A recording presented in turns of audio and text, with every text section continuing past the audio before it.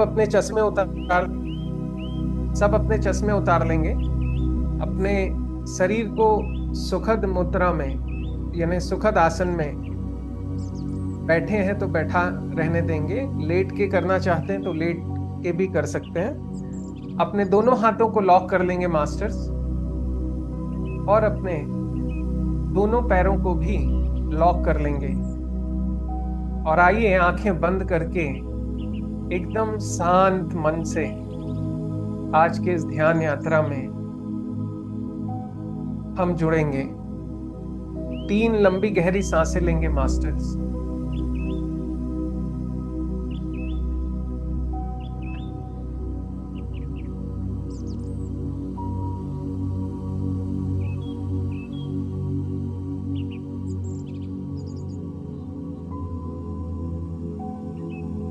अब आइए हम सभी अपने इस शरीर को शांत और सरल करने के प्रयास में अपना ध्यान अपने पैरों की एड़ियों पे और उंगलियों पे लेके आएंगे मास्टर। इन्हें पूरी तरीके से रिलैक्स और शांत छोड़ देंगे मास्टर्स।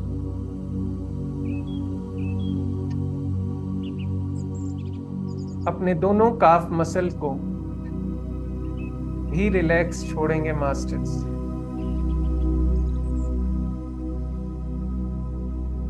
आइए अपना ध्यान धीरे से दोनों घुटनों पे लाएं और इन्हें भी एकदम शांत और रिलैक्स होने देंगे मास्टर्स। अपने दोनों थाई मसल्स को रिलैक्स करेंगे मास्टर्स।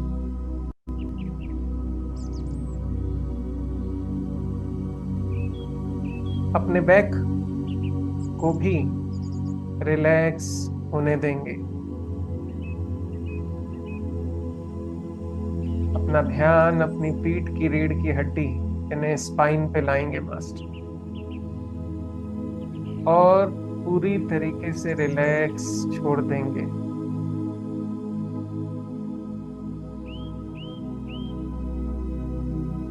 अपना ध्यान अपने पेट, स्टमक के अंदर सभी ऑर्गन्स पे लेके आएंगे।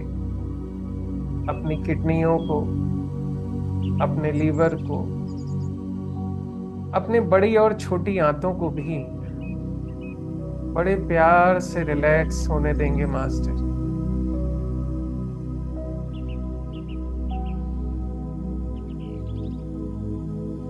अपने लंग्स को फील करेंगे और इन्हें भी रिलैक्स छोड़ देंगे। अपने खूबसूरत से हार्ट को महसूस करेंगे मास्टर,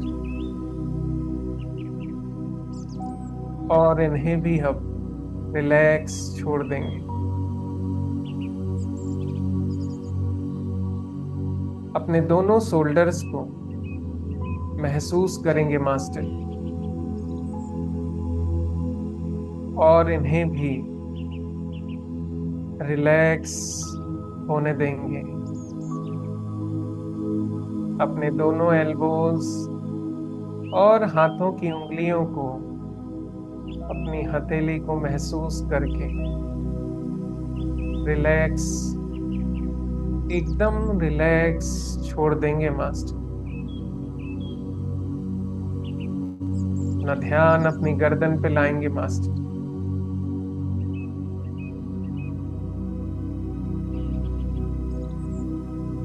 और अपनी गर्दन को भी एकदम फ्री और रिलैक्स छोड़ देंगे।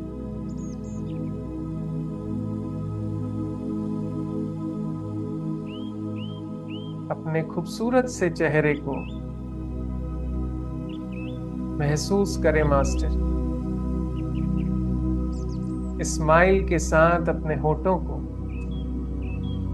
अपने दांतों को और अपनी जीभ को भी एकदम रिलैक्स छोड़ देंगे मास्टर।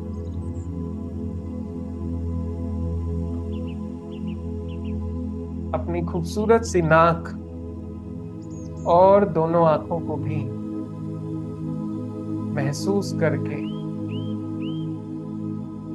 रिलैक्स होने देंगे मास्टर। अपने दोनों कान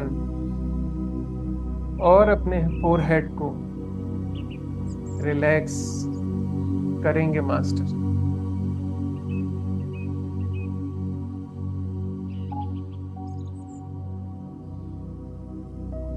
अपने बालों को और सिर के सेंटर को महसूस करेंगे। सेंटर की ऊर्जाओं को महसूस करें मास्टर, और इन्हें भी रिलैक्स छोड़ देंगे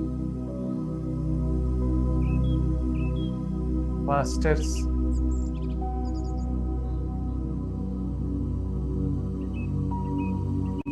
ध्यान की इस यात्रा के लिए अगले कुछ पलों के लिए आंखें बंद रखेंगे। शरीर को ऐसे ही शांत और स्थिर रखेंगे मास्टर। धीरे धीरे विचार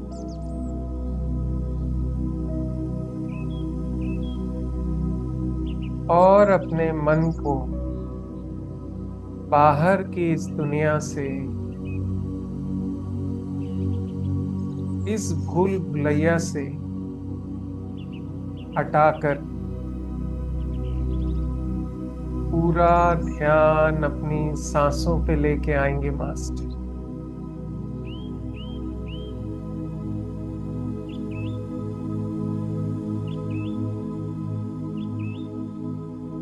महसूस करेंगे कि कितने प्यार से ये सांसें हमारी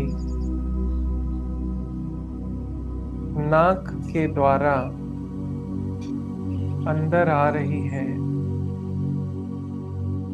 और धीरे धीरे बाहर जा रही है मास्टर।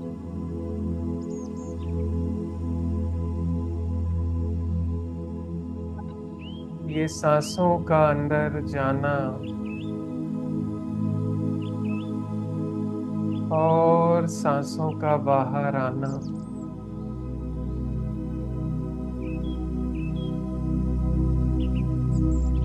इस अनमोल और अद्भुत क्रिया को इस ब्रह्मांड से जुड़ी अनमोल घटना को ध्यान में लाएंगे मास्टर।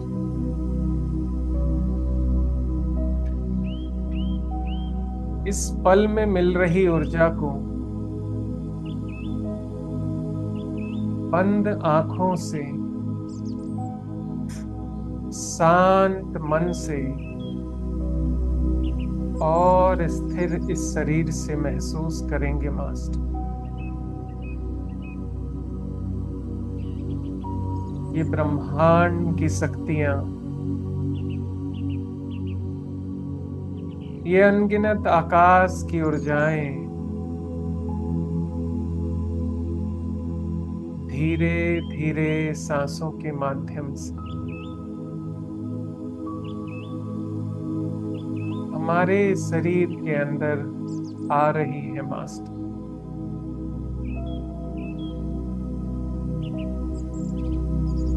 ये ऊर्जाएं हमें ब्रह्मांड से जोड़ रही है मास्टर।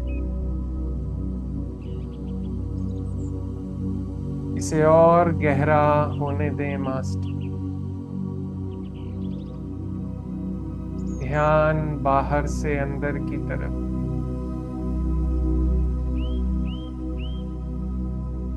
केवल और केवल सांसों की तरफ रखें मास्टर।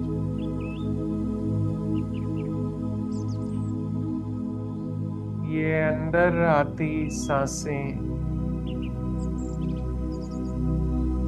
और बाहर जाती ये सांसें मास्टर,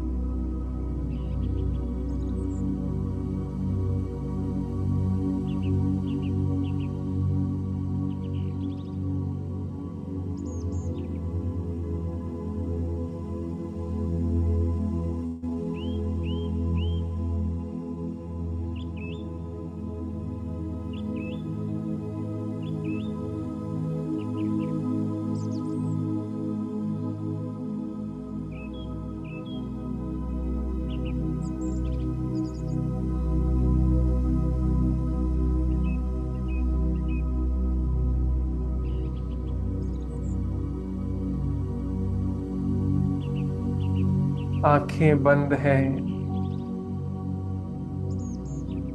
शरीर शिथिल है,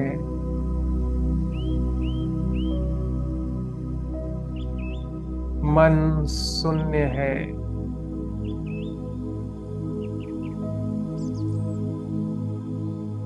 सांसें गहरी है मास्टर।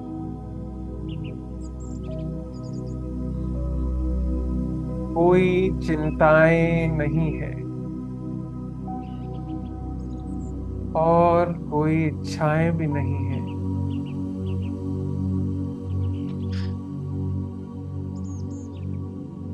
इस पल में आनंद ही आनंद है मास्टर।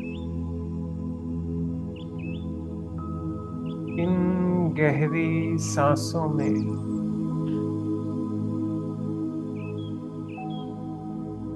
अनंत ब्रह्मांड की इन ऊर्जाओं में खुद को महसूस करें मास्टर।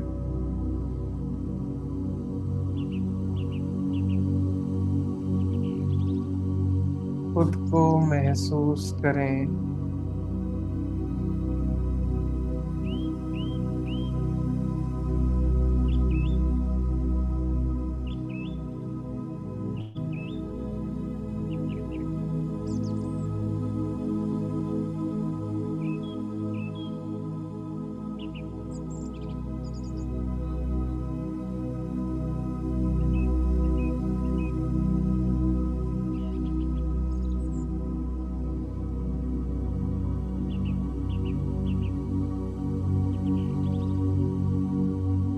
पूरा ध्यान सांसों पे मास्टर।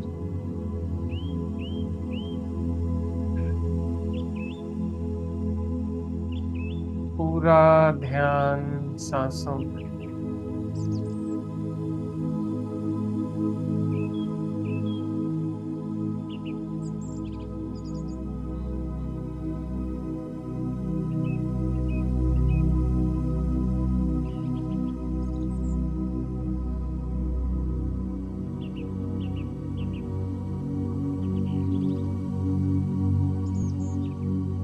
धीरे धीरे हमारा शरीर ओझल सा हो रहा है मास्टर। धीरे धीरे हमारा मन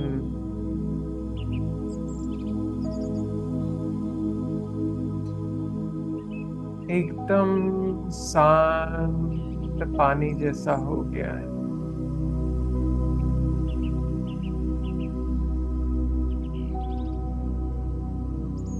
खुद को इस सांसों की गहराई में उतरने दीजिए मास्टर। उतरने दीजिए खुद को।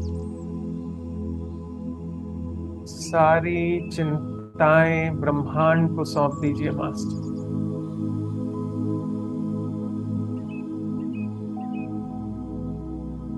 सारी चिंताएं ब्रह्मांड को सौंप दीजिए।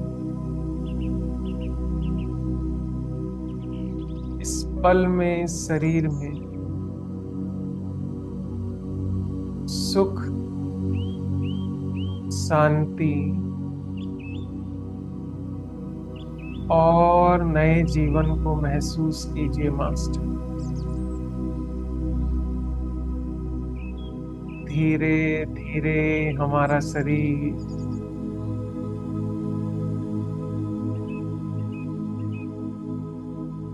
धीरे धीरे हमारा मन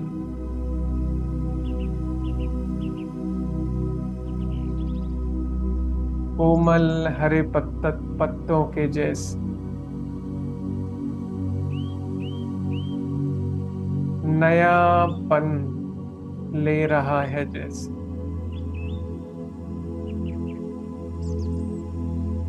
जैसे छोटी छोटी सारी कोशिकाएं हमारी नया जन्म ले रही हो। जैसे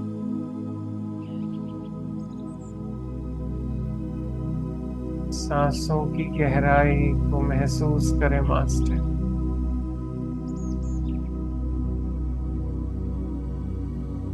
इस जीवन के आनंद को,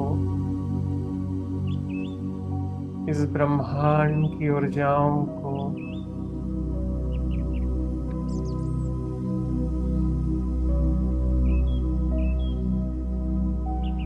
अपने खूबसूरत से भौतिक शरीर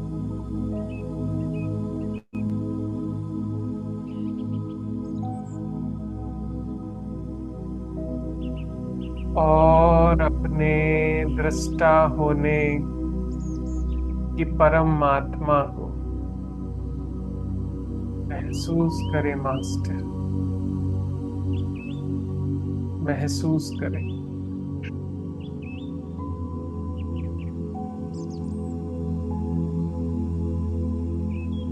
इस ध्यान यात्रा में कोई शोरगुल नहीं है दूर दूर,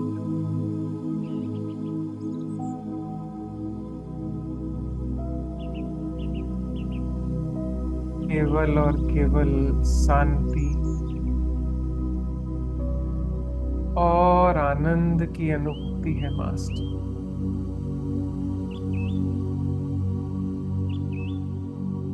खुद को ब्रह्मांड के साथ जुड़ा हुआ महसूस करें मास्टर।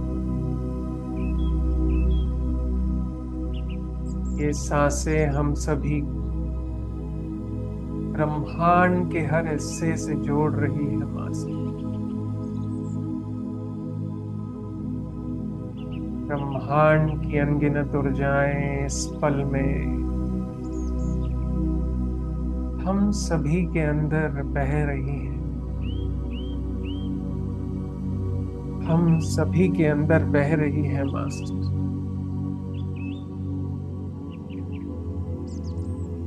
इन ऊर्जाओं को बड़े प्यार से अपने सिर के शुरुआत से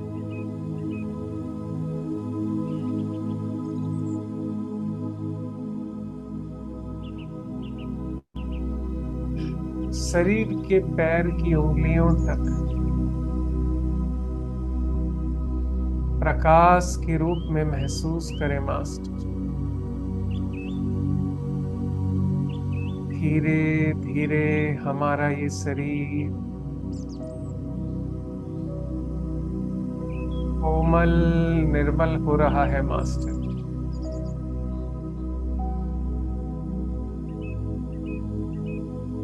इस पल में हमारे शरीर में हजारों लाखों कोशिकाएं नया जीवन ले रही है जैसे।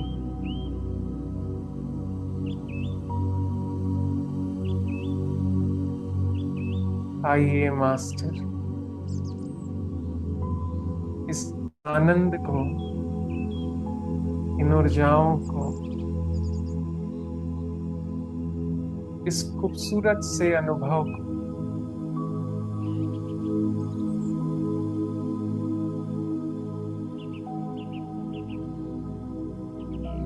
स्थिर करें मास्टर और इसमें बने रहेंगे।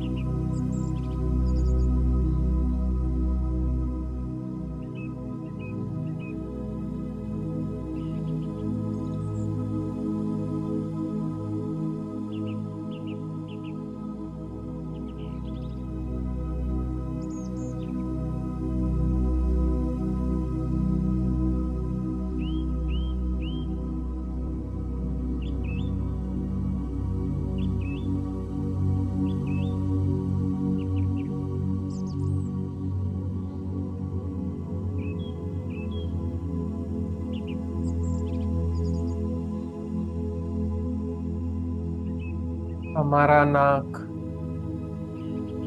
हमारी इस नाक से जो सांसें अंदर जाती हैं और धीरे धीरे बाहर आती हैं मास्टर, हमारी ये नाक एक साक्षात पिरामिड है मास्टर,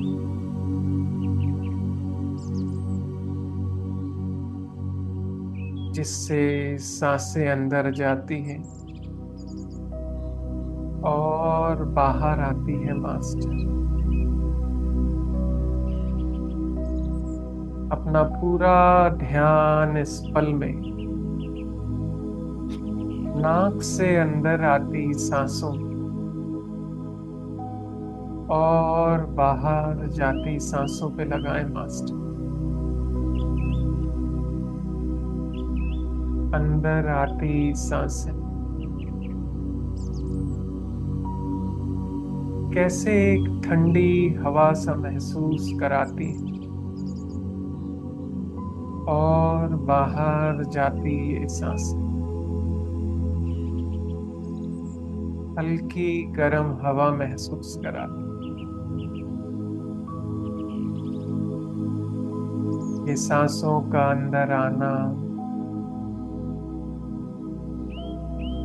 और सांसों का ये बाहर जाना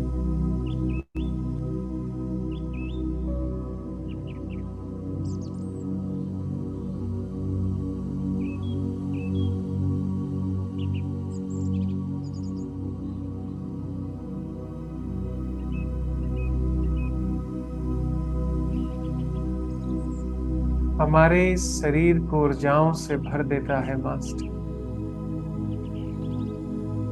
इन ऊर्जाओं को अपने दोनों आंखों के बीच अपनी नाक के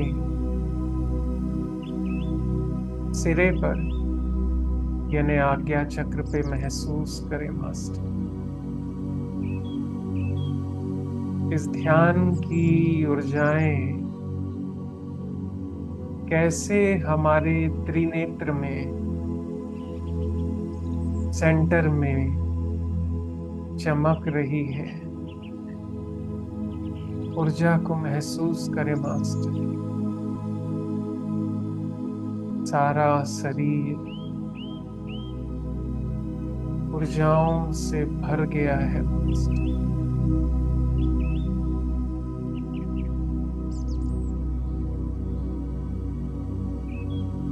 इस पल की शांति, इस अद्भुत आनंद को, शरीर के हल्केपन को महसूस करेंगे मास्टर। और अपनी सारी ऊर्जाओं को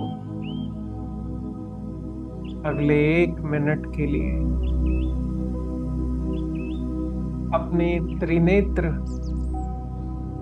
यानी आज्ञा चक्र के केंद्र बिंदु में लेके आएंगे मास्टर। महसूस करेंगे इन्हें।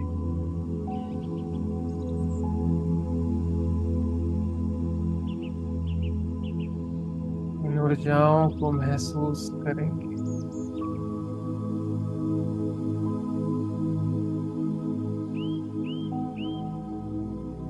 अपनी बंद आंखों से भी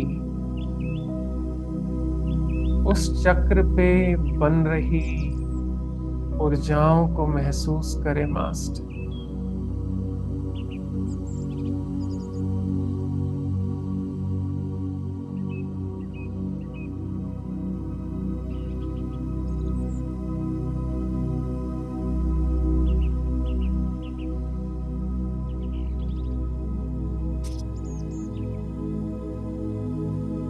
आखिरी 5 मिनट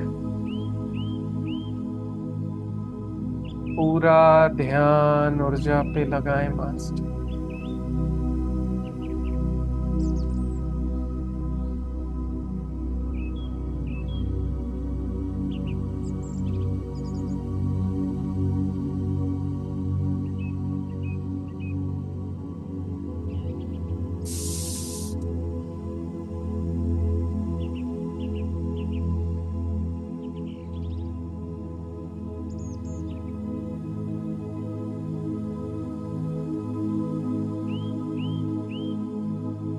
महसूस करेंगे मास्टर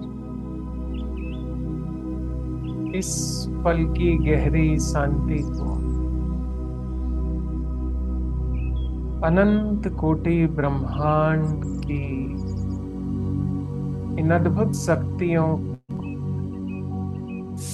जो हम सभी को इस पल में ब्रह्मांड से मिल रही है मास्टर।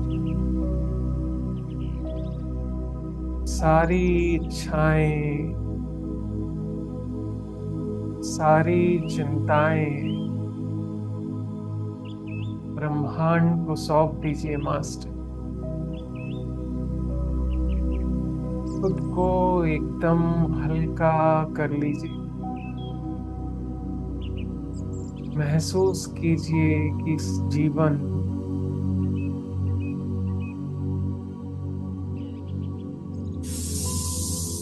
अनंत सुखों से परिपूर्ण हो रहा है। हमारा ये शरीर पूरी तरीके से स्वस्थ हो गया है। हमारा ये मन एकदम कोमल और निर्मल हो गया है मास्टर।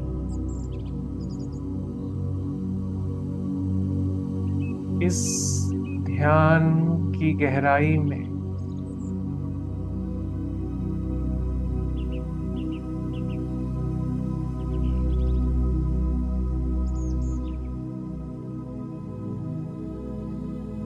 इस पल की शांति में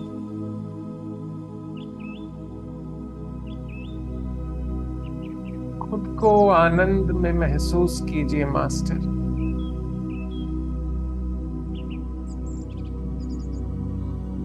आखिरी 2 मिनट बड़े प्यार से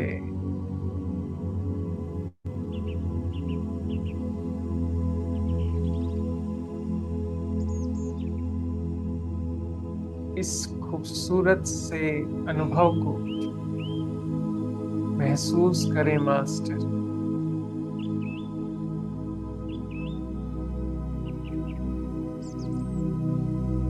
आइए मिलकर हम सभी ब्रह्मांड की अनगिनत शक्तियों को धन्यवाद करें मास्टर।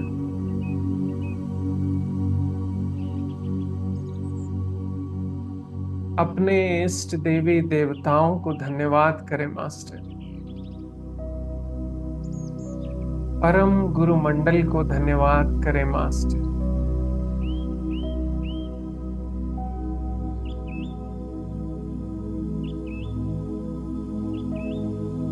महाअवतार बाबा जी का धन्यवाद करें मास्टर।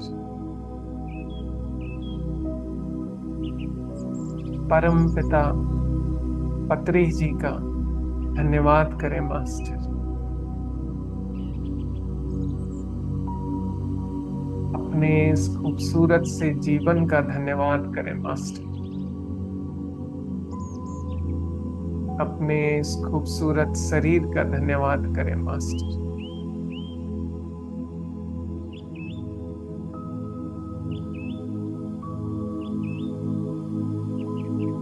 इस पल में सभी जुड़े हुए मास्टर्स का धन्यवाद करें मास्टर्स।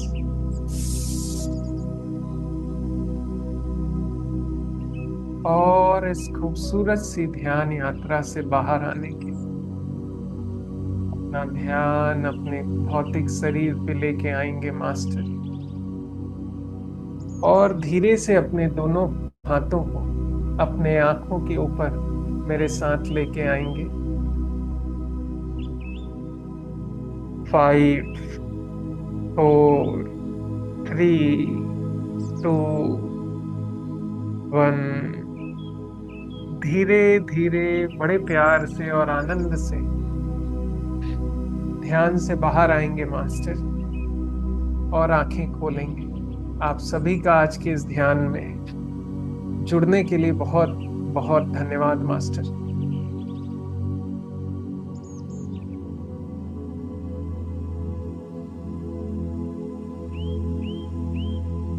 धन्यवाद। Thank you.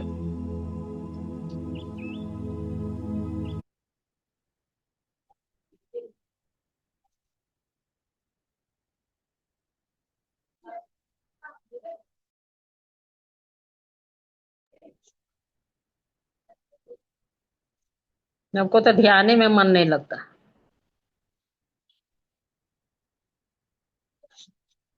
ऐसा क्यों है अंजू जी?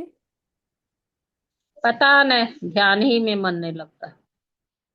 शांत जगह ढूंढ के बैठिए हम्म। और अपने आप को बोल दीजिए, ये कुछ भी हो जाए इस 30 मिनट में नहीं हटूंगी। और बार बार अपना ध्यान अपनी सांसों पे लेके आइए और अपने कितनों आप। कोशिश करते हैं। हाँ,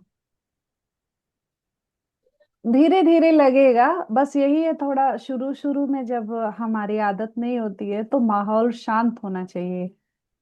जब आदत। शांति है मैम। शांति है।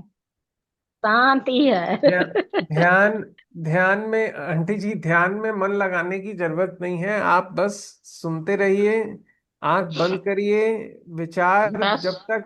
विचार जब तक इधर उधर जाते रहेंगे तो ऐसा लगेगा कि ध्यान नहीं लग रहा है, लेकिन फिर भी जब आप हाँ, लगातार बैठोगे तो धीरे धीरे लगा ध्यान बैठे ही रहते हैं, ध्यान हाँ, में ही बैठे रहते हैं। तो आप ये सोचिए मत कि नहीं लग रहा है, आप ये सोचिए कि हाँ। लग रहा है, क्योंकि जब आप धीरे धीरे प्रैक्टिस करते हैं तो वो हाँ। डेफिनेटली धीरे से कनेक्ट आपको मिलने लगता है। क्योंकि हाँ, वो बात तो। विचार और मन जब व्यथित रहता है, परेशान रहता है, कहीं ज्यादा इधर हाँ। उधर दिमाग डिस्टर्ब रहता है, तब ऐसा होता है। लेकिन फिर भी उसमें बैठे रहना ये बहुत अच्छी बात है जो आप बैठ रहे हैं।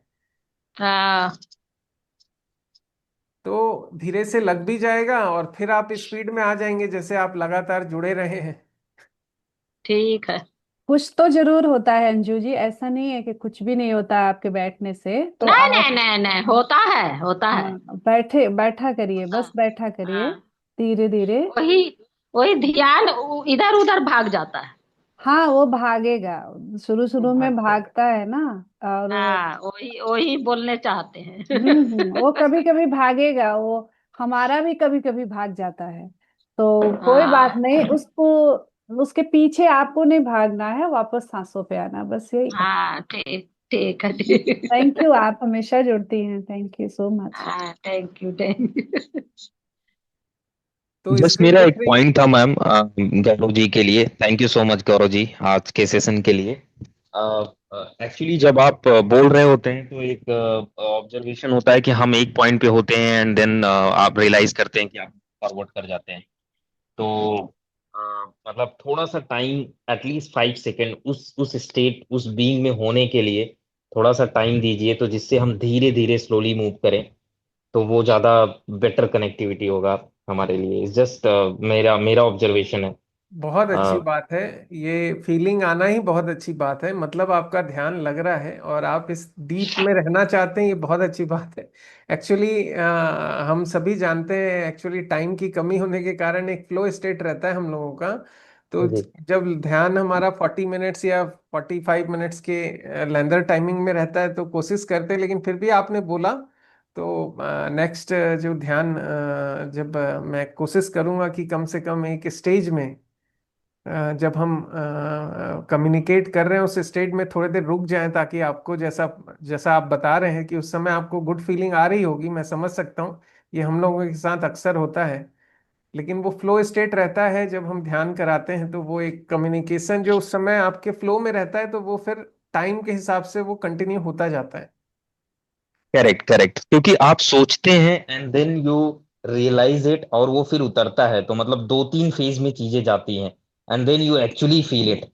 तो नहीं नहीं, जब एक्चुअल सेंस में वो फील होता है देन यू, मतलब उसका जो रस होता है ना, वो आपको माइंड में समझ में आता है, मतलब जैसे आप कह सकते हैं कि फील कर नहीं रहे हैं। नहीं, ये आपकी डीप एनालिसिस, मतलब अब आप ध्यान में धीरे धीरे गहराई की तरफ जा रहे हैं, इसलिए ये फीलिंग्स आपको आ रही है, तब आप ये जज कर पा रहे हैं। मतलब आपको तो अब धीरे धीरे ऐसा भी होगा कि ध्यान में आपको पता है कि नहीं, हमारे यहाँ ध्यान जो आनापानासती में 2 2 3 3 4 4 घंटे ध्यान में बैठे रहते हैं, जिसमें सरिता जी हमारी सामने ही बैठी है, गुरु माँ। ये 3 3 4 4 घंटे ध्यान करने वाली रही हैं। तो हम लोग तो जी। बहुत छोटा ही ध्यान करते हैं, तो आप सोचिए कि वो जब डीप स्टेट में अपन बैठते हैं तो फिर टाइम का बिल्कुल पता नहीं लगता। और मुझे बहुत खुशी करेक्ट। होती है कि आपको ये फीलिंग्स आना शुरू हो गई हैं। Thank you Gaurav ji, thank you so much. ठीक है तो अरे भाई, मुझे गुरु माँ मत बोलो। अरे, आप हैं गुरु माँ। नहीं नहीं, मैं मतलब हम सब सेम ही हैं, बस हम ठीक है। गाइड, थोड़ा गाइड कर देती हूँ। समय है तो गाइड करती हूँ, इच्छा भी है कि गाइड करूँ। नहीं नहीं, बिल्कुल। गुरु बहुत बड़ी, बहुत महान हस्ती होती है वो तो। मैं बनना भी नहीं चाहती, बन भी नहीं सकती। पत्री जी हमको यही सिखाए हैं, सब हम लोग मास्टर हैं, और मेरे लिए हाँ। अभी आप मास्टर हैं, तो गुरु तो मेरे लिए हाँ, तो आप हैं। आप मेरे लिए, आप भी मास्टर हैं, सब मास्टर हैं। चलिए, तो आज के अध्याय 38 के बारे में हम लोग पढ़ते हैं। जी। लुथर बरबैक, गुलाबों के बीच एक संत। गौरव जी, मास्टर, शेयर नहीं मेरी हुआ। हमें शेयर नहीं हुआ, शेयर करिए। इस शेयर नहीं हुआ?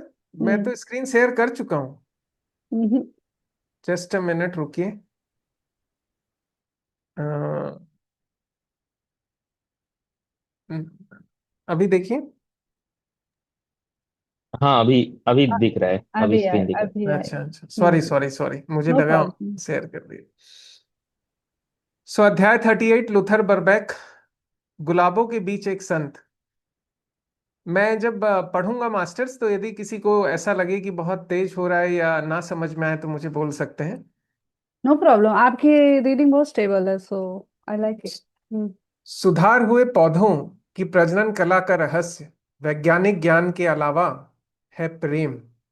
लूथर बरबैक ने यह विचार मेरे कानों में कहा जब मैं उनके सांता रोसा के बीच बगीचे में उनके साथ चल रहा था।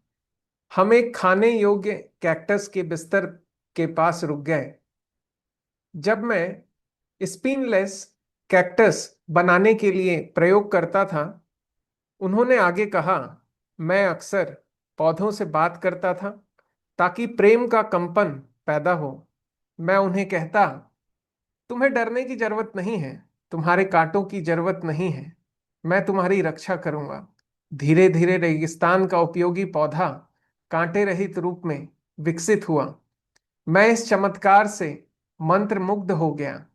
प्रिय लूथर, कृपया मुझे कुछ कैक्टस की पत्तियां दें जिन्हें मैं माउंट वॉशिंगटन में अपने बगीचे में लगा सकूं।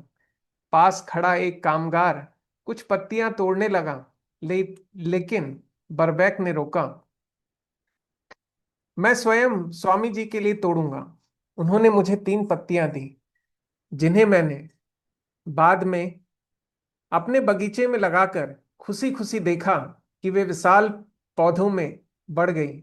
महान उद्यान विशेषज्ञ ने मुझे बताया कि उनका पहला उल्लेखनीय सफलता बड़ा आलू था, जिसे के नाम से जाना जाता है। अपार लगन और प्रतिभा के साथ उन्होंने दुनिया को प्रकृति के कई नए रूप दिए। उनके नए बरबैक किस्म के टमाटर, मक्का, squash, cherry, plum, nectarine, berry, poppy, lily और गुलाब। लुथर मुझे अपने प्रसिद्ध अखरोट के पेड़ के पास ले गए, जिससे उन्होंने साबित किया था कि प्राकृतिक विकास को तेजी से बढ़ाया जा सकता है। केवल 16 वर्षों में उन्होंने कहा यह अखरोट का पेड़ इतनी उपज देने में सक्षम हो गया जितनी सामान्य प्रकृति को इसे प्राप्त करने में 2 गुना समय लगता। बरबैक की छोटी गोद हुई बेटी अपने कुत्ते के साथ बगीचे में दौड़ती आई। वह मेरी मानव पौधा है, लुथर ने स्नेहपूर्वक कहा। मैं अब मानवता को एक विशाल पौधे के रूप में देखता हूँ, जिसके सर्वोच्च विकास के लिए केवल प्रेम, प्राकृतिक आशीर्वाद और बुद्धिमान चयन की आवश्यकता है। अपने जीवन काल में मैंने पौधों में ऐसा अद्भुत विकास देखा है कि मैं आशावादी होकर देखता हूं कि जैसे ही बच्चों को सरल और बुद्धिमान जीवन के सिद्धांत सिखाए जाएं, एक स्वस्थ और खुशहाल दुनिया संभव है। हमें प्रकृति और प्रकृति के भगवान की ओर लौटना चाहिए।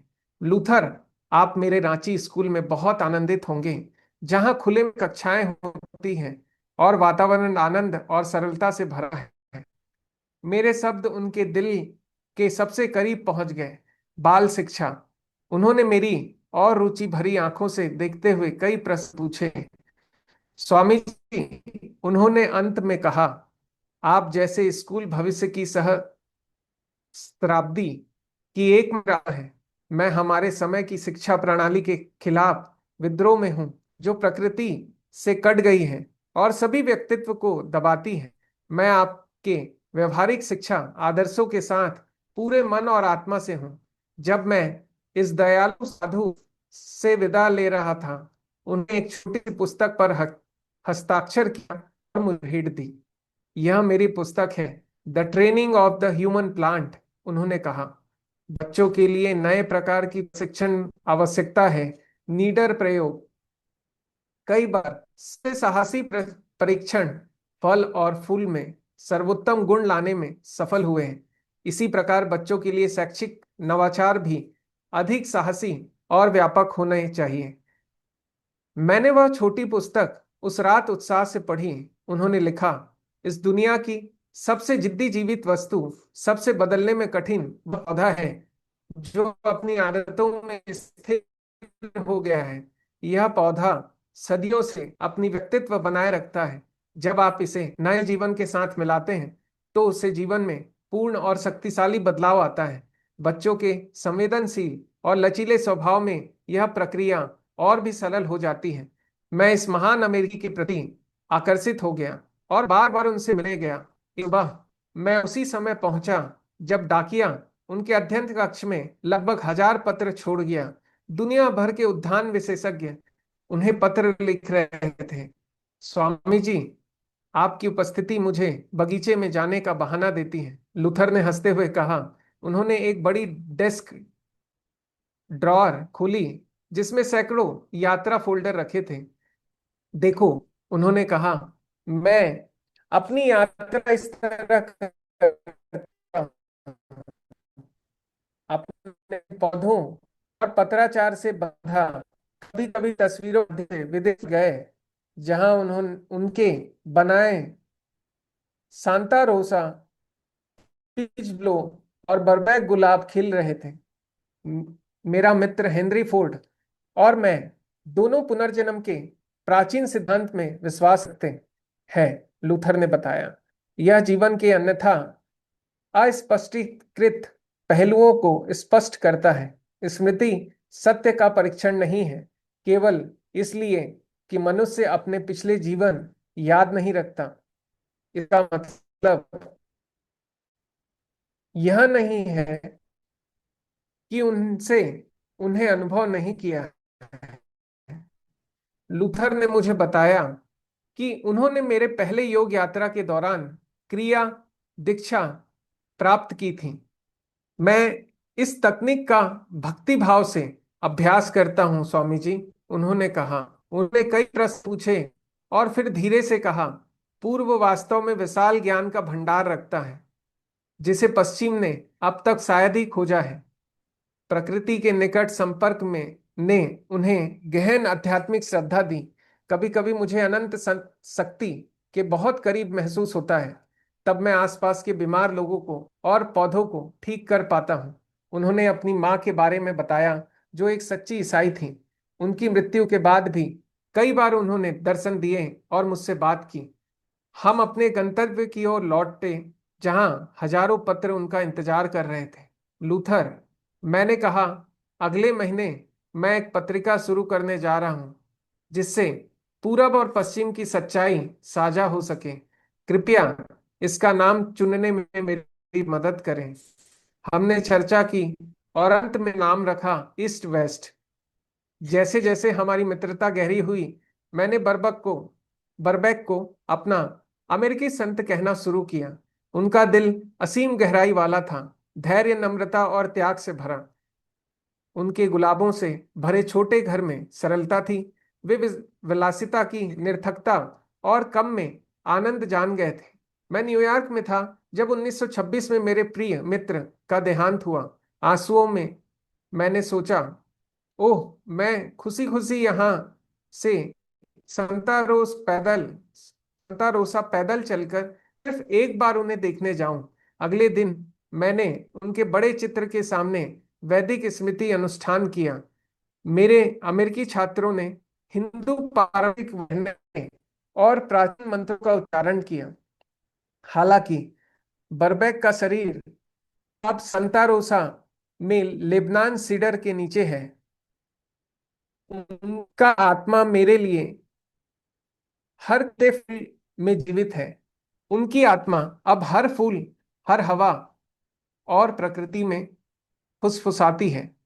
आज उनका नाम आम भाषा में भी सम्मान पूर्वक लिया जाता है। वे बस्टर की नई अंतर्राष्ट्रीय शब्दकोश में को क्रिया रूप में परिभाषित किया है। किसी पौधे को परस्पर क्रॉस या ग्राफ्ट करना, से किसी प्रक्रिया या संस्था अच्छी विशेषताओं कुछ और बुरी को हटाकर। प्री बर्बैंक, मैंने पढ़कर कहा, आपका नाम अभी अच्छाई का पर्याय बन गया है। आइए चैप्टर 39। थेरेज ने अब वर्ष 1935 में है। मैंने अमेरिका में अपने गुरु की शिक्षाओं को प्रचार करते हुए 15 वर्ष बिताए। अब वे मुझे स्मरण करा रहे थे। उस दोपहर मैंने अपने एक आगंतुक शिष्य को यह अनुभव सुनाया। उनकी आध्यात्मिक प्रगति इतनी अद्भुत थी कि मैं उन्हें अक्सर संत कहकर याद करते हुए बाबा जी की भविष्यवाणी की, अमेरिका भी प्राचीन यौगिक मार्ग से दिव्य अनुभूति वाले पुरुष और स्त्रियों का उदय करेगा। इस शिष्य और अन्य कई लोगों की उदार सहायता से मेरी यात्रा का वृत्ति प्रबंधन सहज हो गया। मैंने यूरोप होते हुए भारत जाने की व्यवस्था की। माउंट वॉशिंगटन पर तैयारी के व्यस्त सप्ताह मार्च 1935 में मैंने सेल्फ रियलाइजेशन फेलोशिप को कैलिफोर्निया राज्य के कानून के तहत गैर लाभकारी संस्था के रूप में चार्टर कराया। इस शैक्षिक संस्थान को सभी सार्वजनिक दान, किताबों की बिक्री, पत्रिका, पाठ्यक्रम, कक्षा शुल्क और अन्य सभी स्रोतों से आय प्राप्त होती है। मैं लौटूंगा, मैंने अपने छात्रों से कहा, अमेरिका को कभी नहीं भूलूंगा। लॉस एंजलिस में दोस्तों द्वारा आयोजित विदाई भोज में मैंने उनके चेहरों को लंबा निहारते हुए कृतज्ञता से सोचा, हे भगवान, जो केवल तुझको स्मरण करता है उसे मृत्यु में भी मानव मित्रता की मिठास की कमी नहीं होगी। मैं 9 जून 1935 को यूरोपा जहाज से न्यूयॉर्क से रवाना हुआ। 2 छात्र मेरे साथ थे, मेरे सचिव श्री सी रिचर्ड राइट और सिंसिनाटी से एक वृद्ध महिला मिस एटी ब्लैच। समुद्र की शांतियों के दिन हमें आनंद दे रहे थे, जो पिछली व्यस्त सप्ताहों से सुखद विपरीत थे। जैसे अन्य जिज्ञासु पर्यटक हमने लंदन के विशाल और प्राचीन शहर में सैर की। अगले दिन मुझे कैक्सटन हॉल में एक बड़े सम्मेलनों में बोलने का निमंत्रण मिला, जहां मुझे सर फ्रांसिस यंगस बैंड ने लंदन के श्रोताओं से परिचित कराया। हमारी टोली स्कॉटलैंड में सर हैरी लॉडर के एस्टेट की अतिथि रही। फिर हम इंग्लिश चैनल पार कर महाद्वीप की ओर बढ़े, क्योंकि मैं बवेरिया में एक विशेष तीर्थ यात्रा करना चाहता था। मुझे लगा कि यही मेरी एकमात्र अवसर है महान कैथोलिक रहस्यवादी थेरेज न्यूमान कोनिस्थ्राइथ से मिलने का। सालों पहले मैंने थेरेज के अद्भुत जीवन के बारे में पढ़ा था। थेरेज 1898 में जन्मी 20 वर्ष की उम्र में दुर्घटना में अंधी और लकवाग्रस्त हो गई। 1923 में प्रार्थनाओं द्वारा उनकी दृष्टि और अंगों का चमत्कारिक रूप से उपचार हुआ। 1923 से उन्होंने भोजन और पानी पूरी तरह त्याग दिया, केवल एक छोटे पवित्र वेफर को हर दिन निगलती थी। 1926 में उनके सिर स्तन, हाथ और पैरों पर क्राइस्ट के स्टिग्मेटा प्रकट हुए। प्रत्येक शुक्रवार वे क्राइस्ट की यातना अपने शरीर में अनुभव करती। अपने गांव की साधारण जर्मन भाषा के अलावा शुक्रवार के ट्रांस के दौरान वे प्राचीन अरामाइक, कभी कभी हिब्रू या ग्रीक बोलती। कई बार पवित्र जांच में रखी गई डॉक्टर फ्रिटिज गेरलिक, जिन्होंने उनका धोखा साबित करने का प्रयास किया, अंततः उनकी जीवनी श्रद्धा पूर्वक लिखी। जैसा कि पूर्व और पश्चिम में मुझे एक संत से मिलने की उत्सुकता थी, 16 जुलाई को हमारी छोटी टोली कोनस्त्राइप पहुंची। बवेरियाई ग्रामीण हमारी फोर्ड कार और हमारी टोली, एक अमेरिकी युवक, वृद्ध महिला और एक भारतीय, में उत्सुकता दिखा रहे थे।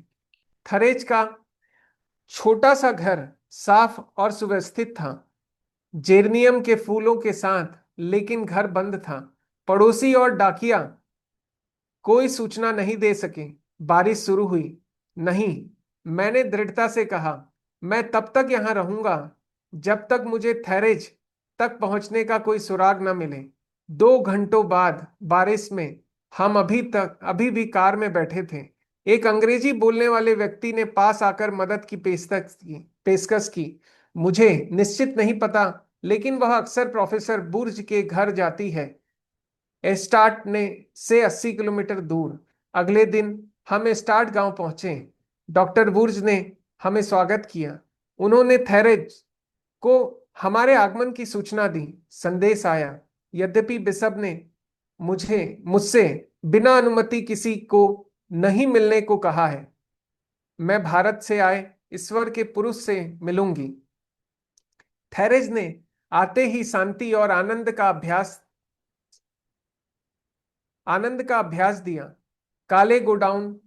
काले गाउन और सफेद सिर का पट्टा पहने 37 वर्ष की आयु में भी बच्चा जैसा ताजगी और आकर्षण, उन्होंने हाथ मिलाते हुए नम्र स्वागत किया।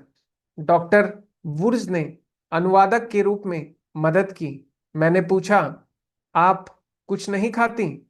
नहीं, केवल सुबह 6 बजे एक पवित्र चावल के आटे का वेफर। आपने 12 साल तक यही खाकर जीवित रही? मैं ईश्वर के प्रकाश से जीवित हूं। थेरेज ने अपनी हथेलियों के ताजा जख्म दिखाए। क्राइस्ट के स्टिग्मेटा। उन्होंने बताया कि प्रत्येक गुरुवार मध्य रात्रि से शुक्रवार दोपहर तक उनका शरीर क्राइस्ट की पीड़ा झेलता है। मैंने तुरंत समझ लिया कि उनका जीवन ईश्वर द्वारा सभी ईसाइयों को यीशु के जीवन और क्रूस पर चढ़ने की ऐतिहासिक सत्यता दिखाने के लिए नियत है। डॉक्टर बुर्ज ने बताया कि थेरेज लंबे दौर पर भी ताजा और जीवंत रहती है। लंबे दौरे पर भी ताजा और जीवंत रहती है। उनके शरीर की शक्ति अद्भुत है। उनके भाई फर्डिनेंड ने कहा कि थेरेज प्रार्थना द्वारा दूसरों की बीमारियों को अपने शरीर में ग्रहण कर सकती हैं। अगले दिन हमने बिशप के घर जाकर अनुमति पत्र प्राप्त किया। शुक्रवार सुबह 9:30 बजे कोनिस्त्राइथ पहुंचे। घर का कांच छत वाला भाग पर्याप्त प्रकाश देता था। लगभग 20 पवित्र दर्शनार्थी वहां थे। थेरेज ने मेरी पहली परीक्षा पास की। मेरी आध्यात्मिक कारण से मिलने की इच्छा जानना मेरी दूसरी परीक्षा। मैं यौगिक ट्रांस में जाकर उनसे टेलीपैथिक और टेलीविजिक संलग्नता में एक हुआ। मैंने देखा रक्त उनकी आंखों से बह रहा था। सिर का पट्टा खून से भरा, हाथ मां की तरह फैले हुए। उनके चेहरे पर पीड़ा और दिव्यता दोनों झलक रहे थे। वे प्रार्थना कर रही थी और क्राइस्ट के पास की यातनाओं का दृश्य देख रही थी। इस दौरान मेरा सचिव श्री राइट डरावनी छवि देखकर बेहोश हो गया। मैंने उसे सांत्वना दी और दोनों ने तीर्थ यात्रियों की लाइन का सम्मान करते हुए थेरेस से विदा ली। अगले दिन हमारी टोली Germany, Holland, France, Swiss, Alps और इटली में सेंट फ्रांसिस की याद में यात्रा करती हुई ग्रीस पहुंची। एथेनियन मंदिर देखे, सौंदर्य और कला की सराहना की। फिर भूमध्य सागर पार कर हम पैलेस्टाइन पहुंचे। वहां प्रत्येक स्थल पर मैं यीशु के साथ चलता अनुभव करता। बेतहले बेतलहेम, ग्रेथ समाने, कैलवरी, ऑलिव माउंट, यर्दन नदी और गलील सागर। हमारा समूह फिर मिस्र गया, काहिरा और प्राचीन पिरामिडों के दर्शन किए, फिर अरबी सागर पार कर और अंततः भारत। तो मास्टर, बहुत ही खूबसूरत ये चैप्टर्स आज जिसका अनुभव हम लोगों ने लिया और समझा। आप सभी को फिर से एक बार धन्यवाद। Thank you Gaurav ji, thank you so much. जो गौरव जी, बहुत अच्छा ध्यान और थैंक यू। अच्छा, कोई बताना चाहेगा कि थैरेज को ऐसा क्यों होता था वो, या वो कैसे कनेक्ट कर पाती थी इस तरह से?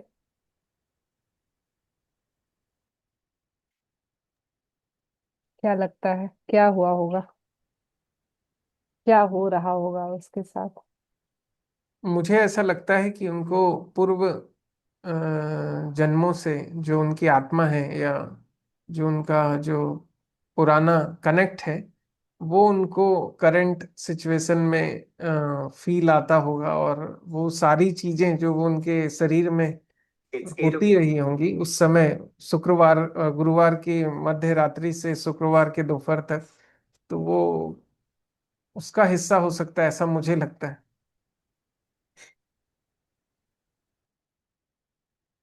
हो सकता है उनका बिलीफ सिस्टम भी हो सकता है। और ऑफ कोर्स उनको एनर्जी मिलती थी। और जीसस ने, मुझे नहीं लगता उन्होंने कभी कंप्लेन किया या उस पेन से उनको प्रॉब्लम हुई जब उनको क्रूसिफाइड किया गया। तो इनका अपना बिलीफ सिस्टम रहा होगा, लेकिन प्योर तो थी, एनर्जी थी, प्योर थी, सिद्ध थी, नो डाउट। लेकिन सफरिंग को लेना, सफर करना, वो उनकी चॉइस थी। मुझे लगता है कि उन्होंने चूज किया उस चीज को, और वो हमेशा गो थ्रू करती थी। उनके पास इतना पावर था, वो चाहती तो हटा भी सकती थी, लेकिन उन्होंने उसको यूज नहीं किया, उस पावर को। उस दर्द को हमेशा हर हर वीक को महसूस करती रही, और उस दर्द से गुजरती रही, क्योंकि इतना पावर था कि करेक्ट। योगानंदा से वो कनेक्ट कर ली ना, उससे, टेलीपैथी से। इतनी सिद्ध तो थी, लेकिन उनका बिलीफ सिस्टम ने आज उनको, मैं बिलीफ सिस्टम की वजह से शायद वो ज्यादा उस चीज को लेती रही और हर हफ्ते गुजरती रही उससे। हाँ, मैं आज मैं अभी योगानंद जी के ही सीरीज के वीडियोस ऑडियो सुन रहा हूँ, तो योगानंद जी के बारे में ही सुनते सुनते उनके विचारों में हम्म। एक बड़ा अच्छा, मतलब ऐसे तो बहुत सारी सभी कुछ अच्छा ही लगता है उनसे जुड़ा हुआ, हम्म। बट स्पेसिफिक जो मुझे एक क्लियरिटी मिल रही है, या मैं और थोड़ा डीप जाऊंगा तो, हम्म। कि हम लोगों के अंदर जो योगानंद जी ने मतलब बताया है कि हम अ, इतनी शक्तियों से मतलब पूर्ण है, मतलब है हम लोगों के अंदर, कि यदि हम उसको ठीक से नर्चर करें और उसको एम्प्लीफाई कर लें, तो हम वो सब कुछ कर सकते हैं सिर्फ अपने विचारों से। कि हम पूरे मतलब पूरी सिचुएशन को अपने तरीके से बिल्कुल लाइव क्रिएट कर सकते हैं, किसी भी प्रकार का थॉट हो, जो भी आप शक्तियां, जो भी सोच सकते हो, जो भी लेवल, मतलब लाइव सिचुएशन में बैठ के आपको जो भी करना हो, जो भी आपके मन में इच्छाएं हो, विचार हो, यदि आप उन विचारों को गहन सांसों के साथ जोड़ के पूरा केंद्रित कर देते हैं, और यदि वो भाव से आपके वो विचार जुड़ जाते हैं, तो वो हर हाल में वो सिचुएशन आपकी लाइफ में 101% पूरी होगी, अचीव भी होगी, और आप उसको फील भी करोगे। मतलब इतनी शक्तियां इन सांसों से, ध्यान के द्वारा विचारों को जोड़ के हम लोग बना सकते हैं। 100% अग्री। बहुत ही अद्भुत उनके विचार हैं, जो मैं तो अभी उनकी सीरीज सुनना शुरू किया बहुत समय बाद। नहीं, लेकिन हम तो वैसे भी जानते ही हैं ना कि जैसे आ, हर मैं हमेशा ये यूज करती हूँ कि सरसों लें या तिल लें, उसमें तेल है ना, लेकिन उसको एक प्रोसेस से गुजरना पड़ता है उसके तेल को निकालने के लिए। तो हम भी तो उस भगवान का ही अंश हैं, लेकिन हमको भी अपने थॉट्स, फीलिंग्स, बिहेवियर जो भी है, सबको एक प्रोसेस से गुजारना पड़ता है, तब हम नर से नारायण बनते हैं। तो ऑफ कोर्स हम इतना ऊर्जा को अपने ड्रेन कर देते हैं, इतना लीकेज होता है हमारे थॉट से, बहुत ज्यादा, सबसे ज्यादा हम एनर्जी खोते हैं अपने विचारों से। और हम विचारों को शुद्ध कर लें तो हम 80% से ज्यादा अपनी एनर्जी सेव कर सकते हैं। सबसे ज्यादा लीकेज थॉट से होता है। पास्ट के संस्कार जो आ रहे हैं तो आ रहे हैं, लेकिन हम सबसे ज्यादा वहीं से खोते हैं। और वहीं से सबसे ज्यादा हमें एनर्जी मिलती भी है। खाने से तो मात्र 10% मिलती है, और ब्रेथ से 20% मिलती है। तो 70% हमारे थॉट से जाती है। हाँ, और एनर्जी भी मिलती है, लेकिन मैं मतलब मेरा कनेक्ट ये है कि हम जो जीवन में करते हैं, जो भी हम्म। इच्छाएं हैं, सबकी अपनी अपनी इच्छाएं होती हैं अलग अलग, जिसका जैसा ज्ञान है, जिसके जैसे विचार हैं, विचारों से इच्छाएं बनती, इच्छाओं से हम लोग एक्शन मोड में आते हैं। तो हमको मान लीजिए कोई काम करना भी हो, तो आज मेरे को जो क्लियरिटी मिल रही, ध्यान सिर्फ और सिर्फ मन की शांति के केंद्र का हिस्सा नहीं है। योगानंद जी साफ साफ बता रहे हैं कि इंसान चाहे तो बाहर जितने एफर्ट्स ले रहा है, जितनी ताकत ले ले, अल्टीमेटली वो वहां पहुंच नहीं पाता है, वो अचीव नहीं कर पाता है। लेकिन वो यदि थोड़ा सा समय ध्यान में केंद्र बिंदु लगा के और अपनी सांसों पे जुड़े, और फिर उन विचारों को एम्प्लीफाई करे, तो व्यवस्थाएं, सिचुएशंस, उनका सराउंडिंग्स, उनकी पूरी यूनिवर्सल अरेंजमेंट होने लगती है। और उनका काम जो वो कभी ना कर पाने की सिचुएशन में हो, या उनके घर में, चाहे वो मैटर भौतिक सुविधाओं से जुड़ा हो, उनकी लाइफ के कैरियर से जुड़ा हो, शरीर में कोई बीमारियों से जुड़ा हो, किसी मनोभाव की दिक्कत से जुड़ा हो, कोई भी परेशानियों का भाव हो सकता है। लेकिन ध्यान में जाके इंसान उन गहराइयों में सांसों से जुड़ के अपनी विचारों को एम्प्लीफाई करके उन सारी सिचुएशन को हासिल कर सकता है। तो ये बड़ा अनोखा मतलब वो थॉट तो प्रोसेस, जो एकदम वो कन्विक्टेड। तो मैनिफेस्टेशन मोड हो गया ना फिर। हाँ, तो मैनिफेस्टेशन मोड। हमको पितामह ने कैसे क्या सिखाया है कि हमको उस सब में पढ़ना ही नहीं है, हमको सरेंडर में जाना है। श्वास, विचारों को हमें एलिमिनेट कर देना है, उसको हटा देना है, और श्वास पे ध्यान देते हुए उसके बाद जो हमारे लिए बेस्ट है अपने आप ही आएगा। कि अगर हम मैनिफेस्टेशन में जाना चाहते हैं तो डेफिनेटली ये तरीका बेस्ट है। लेकिन फिर हम उन विचारों में और क्रिएट करने में, भोगने में ही व्यस्त हो हाँ, फिर जाएंगे ना। वो तो बिल्कुल सही बात है। हाँ। ये आप जिस म्यूट हो, हाँ। पितामह जिस तरीके से बताते हैं कि जो यूनिवर्स आपका बेस्ट है, जो आपके शरीर और आत्मा के लिए जो भी बेस्ट है, वो उस हिसाब से जो यूनिवर्स आपको जो है सब चीजें जो है देगा। तो हर हाल में जो है पितामह की जो है डायरेक्शन के हिसाब से तो ध्यान में आदमी न्यूट्रल हो जाता है। लेकिन योगानंद जी के वो जो विचार थे, उसमें मेरे को जो समझ में आया कि उन्होंने ये भी एक इंस्ट्रक्शन दिए हैं कि यदि आप विचारों को केंद्र बिंदु में लाके जो है इम्प्लीफाई करेंगे, तो डेफिनेटली आप उन सारी चीजों को पूरा कर सकते हैं, उस शक्तियों को जागृत कर सकते हैं, और अपनी लाइफ के बेस्ट पोजीशन को हासिल कर सकते हैं। ऐसा मुझे मतलब आज एक नहीं, वो वीडियो। सही भी है, सही भी है। अगर हम रैंडमली अपनी लाइफ को जी रहे हैं तो उस केस में हम, हमें जो चाहिए हम वो ही मैनिफेस्ट करें, तो उस हिसाब से तो बिल्कुल सही है ना। क्योंकि हम किसी भी तरह से अपना जीवन जी रहे हैं, और कुछ लेफ्ट राइट कहीं कुछ भी सोच रहे हैं, और अपने आप ही कभी सही आ रहा है कभी गलत आ रहा है, हम कभी भोग रहे हैं, कभी खुश हो रहे हैं, कभी दुखी हो रहे हैं। लेकिन अगर हमें जो चाहिए, अगर हमें उतनी क्लैरिटी है, सबसे बड़ी समस्या तो यही, हम यही नहीं जानते हमको की चाहिए क्या। क्लियरिटी चाहिए क्या? बिल्कुल चाहिए, बिल्कुल हमको बिल्कुल। चाहिए क्या। हम्म। अगर हमें ये पता चल जाए हमको क्या चाहिए, तो हम विजुअलाइजेशन कर सकते हैं, मैनिफेस्ट कर सकते हैं। उसके बाद हम शून्य में जा सकते हैं। तो जब हम क्लियर होंगे तो उस शून्य में वो, अगर वो थॉट अपीयर हुआ तो वो मैनिफेस्ट हो जाएगा, जब हम फाइनल उसमें जाएंगे तो। इसीलिए तो मैं आपको गुरु माँ बोलता हूँ, सही आप डायरेक्शन जो है देती हैं, ये फिल्टर थॉट्स का। नहीं नहीं, ये तो सुनती हूँ इतना कुछ ना, और सुनती हूँ, मतलब उस पे विचार भी करती हूँ तो, और अपने जीवन में अपनाती हूँ। क्योंकि जब मैनिफेस्टेशन में हम बहुत ज्यादा पढ़ते हैं ना, और कभी जैसे हम कोई बोलते हैं कि मुझे यही वाली गाड़ी चाहिए, मुझे वही वाला घर चाहिए, मुझे यही लड़का या लड़की चाहिए, तो वहां गड़बड़ होने का चांस रहता है। क्योंकि आप हमें हम उस विचार से, उस एनर्जी से, उस मनस्थिति से उसको मांग रहे होते हैं, कभी डेस्परेट भी होते हैं। लेकिन हमें नहीं पता, यूनिवर्स ने हो सकता है हमारे लिए बड़ी वाली गाड़ी, बड़ा वाला घर, या उससे बेटर लड़का या लड़की रखा हो, या उससे बड़ी जॉब रखा हो। तो हम लिमिटेड हो जाते हैं और यूनिवर्स को भी लिमिटेड कर देते हैं। तो ऐसी स्थिति में मुझे कर चाहिए, और मुझे पूरा ट्रस्ट है कि आप मेरे लिए बेस्ट ही करोगे।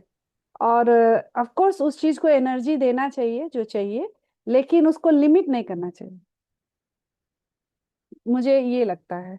बिल्कुल बिल्कुल क्योंकि बिल्कुल। क्योंकि भगवान जो है, यूनिवर्स कहें, एनर्जी कहें, इंटेलिजेंस कहें, उसको तो सब पता है कि हम, हमारे एनर्जी, हमारा वाइब्रेशन किस चीज से मैच हो रहा है, और हमें क्या चाहिए, और हमारे लिए बेस्ट क्या, हमारे एवोल्यूशन के लिए बेस्ट क्या है, वो वही देता है यूनिवर्स। तो सरिता मैम, उस पे फिर ये चीज हो जाता है कि जो भी चीजें होती हैं, राइट, एज ए योगी या ध्यान जो करता है उसको फिर कोई उसका मैनिफेस्टेशन या कोई उसकी डिजायर रही नहीं जाती है। जो भी चीजें होती हैं वो उसके फ्लो में बह जाता है। मतलब जैसा आप बोल रहे हैं ना कि हो सकता है God plan is better than what you are thinking, right, या जो भी हम्म आपने प्लान किया है। हम्म। तो उसके लिए एक इंसान को न्यूट्रल स्टेट में होके जो भी हो रहा है उसमें, उस फ्लो में रहना चाहिए। मतलब उसका अपना खुद का सेल्फ डिजायर नहीं है। कैन वी नहीं से दैट? हाँ, अगर घर चाहिए तो मुझे घर चाहिए, भगवान मुझे घर चाहिए, ऐसा सोचना है। लेकिन आप जो भी दोगे वो बेस्ट होगा, लेकिन हम ये नहीं बोलेंगे इस, यही वाला घर चाहिए, जिस एरिया में चाहिए आप मांग सकते हो, लेकिन वही वाला घर चाहिए। हो सकता है वो डिस्प्यूट में हो वो घर, हो सकता है कुछ और दिक्कत हो। तो हमको उतना ज्यादा वो नहीं करना चाहिए। घर, अगर हमें जॉब की जरूरत है, घर की जरूरत है, तो हमें मांगना चाहिए। अभी हम उस स्टेज पे नहीं है कि पेड़ के नीचे रह पाएंगे। तो हमको मतलब जो चाहिए उसके लिए हम अच्छे थॉट्स रखें उस बारे में, लेकिन खुला रहे, ऑप्शंस खुले रखे।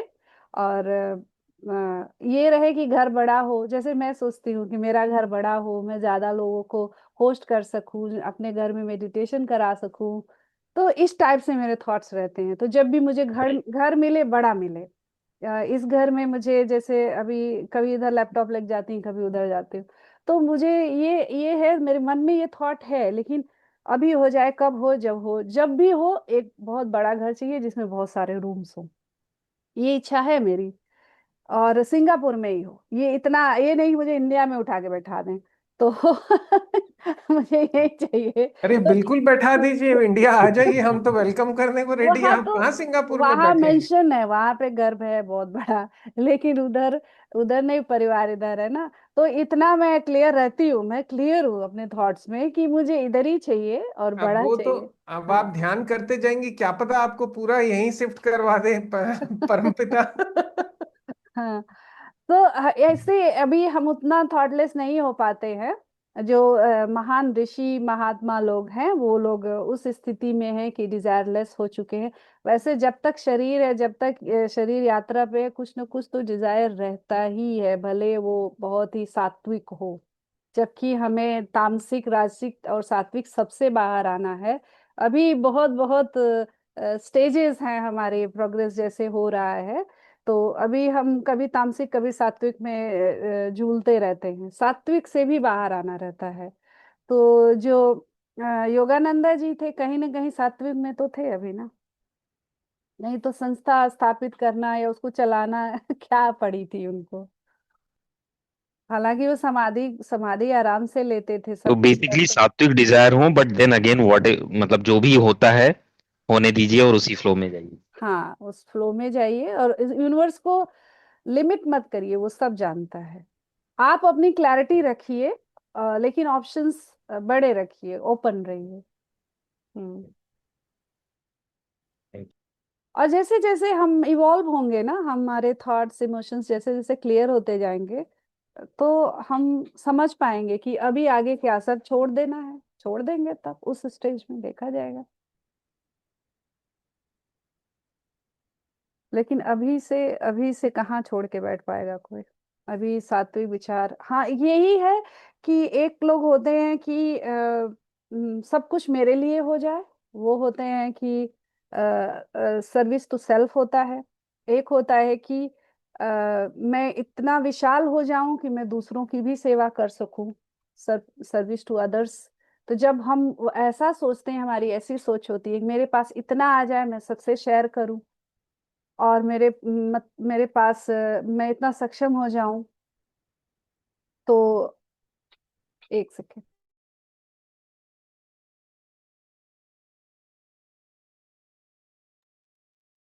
तो यही है कि हम सर्विस टू सेल्फ कर रहे हैं, सर्विस टू अदर्स कर रहे हैं। जब हम सर्विस टू अदर्स करते हैं तो जो ब्रह्मांड की शक्तियां हैं ना, हमारे साथ जुड़ जाती हैं, और हमें उस चीज को अचीव करने में और दूसरों को सर्व करने में हमारी मदद करती हैं। तो हमेशा बड़े लेवल पे सोचना है, सिर्फ अपने तक ही नहीं।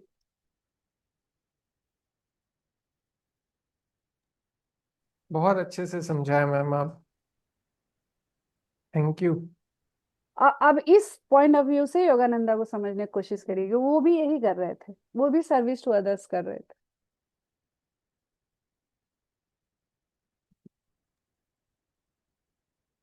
तो रोहित जी नए हैं अभी हमारे, जो अ, हम वो तो गुरु कहने नहीं देते थे कभी, लेकिन जिन्होंने हमें गाइड किया है, जो गुरु रहे हैं, तो वो इतने सिंपल है, इतने सिंपल है। आप उनकी वीडियो देखो, आपको लगेगा ही नहीं कि ये ही गुरु है।